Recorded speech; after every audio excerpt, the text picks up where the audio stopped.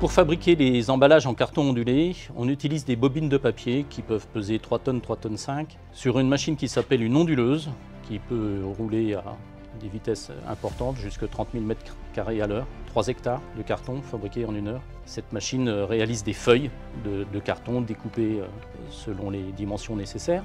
Ensuite, les feuilles sont transformées pour réaliser les emballages de produits finis. Les emballages sont palettisés les uns sur les autres et on insère une palette sous la pile. Et ensuite, on arrive au stock de produits finis. Le site de Saint-Quentin a donc développé sa capacité de production significativement ces dernières années avec l'installation de plusieurs lignes de production. Et du coup, les produits finis se sont trouvés éparpillés dans différents stocks à l'extérieur de l'entreprise. C'était très compliqué. Donc à un moment, on a vu que regrouper tous les produits finis à un seul endroit, c'était rentable. Économiquement, puisqu'il y a pu allouer les stocks extérieurs, les caristes et évidemment les navettes camions qui emmenaient nos produits vers l'extérieur. Ça s'est trouvé rentable en termes de qualité, parce que la qualité de nos palettes s'est trouvée diablement améliorée. Et enfin, c'est aussi rentable écologiquement, puisqu'on en a profité pour faire une utilisation de l'eau de pluie plus importante et évidemment éviter toutes les tonnes de CO2 que ces camions navettes dégageaient.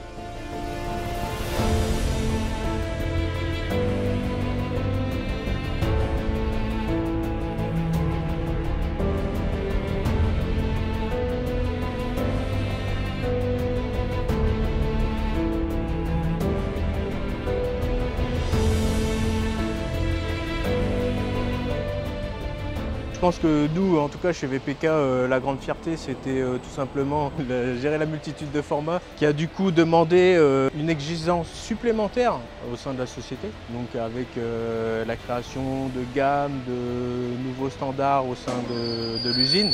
Et ça, vraiment, dans l'ensemble des services, on peut le retrouver aussi bien dans le stockage qu'on peut voir là, visuellement sur les palettes et dans les camions qu'on livre aux clients. Notre plus grande fierté, vraiment, c'est d'avoir réussi à modifier nos standards, à adapter nos standards pour que l'on puisse gérer tous ces formats de palettes sur les convoyeurs et au sein des transstockeurs et réussir comme ça à gérer le Tetris à l'intérieur des rayonnages et mettre toutes ces palettes dans le rayonnage. Nous, on sent que c'est maîtrisé, il n'y a aucun souci et on essaye encore de progresser. C'est vrai que ça a été une vraie difficulté et un beau challenge de standardiser cette palette esclave. Avant l'installation du HBS, nous tournions sur des bâtiments, des dépôts extérieurs où nous stockons du carton sur différents dépôts. Et on a remarqué que ça nous coûtait très cher au niveau de l'entreprise. En gros, le HBS consiste à stocker un maximum de palettes de toute la production. Par rapport à l'ancienne version, là il y a beaucoup d'automatisme.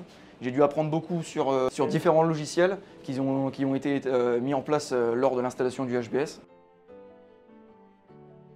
Bien, un projet de cette envergure ne se passe jamais comme prévu. Au fur et à mesure de son déroulé, de nouvelles données d'entrée peuvent apparaître, des inconnus sont découvertes et il est nécessaire de s'adapter. C'est la constante de tous les grands projets d'automatisation auxquels nous sommes habitués. Et pour réaliser un tel succès, il faut le savoir, être capable de s'adapter et surtout avoir des équipes qui savent travailler ensemble et qui se connaissent. Alfie Technologies est un partenaire de longue date de Viastor avec lequel nous avons travaillé sur de très beaux projets d'automatisation comme ce projet pour VBK.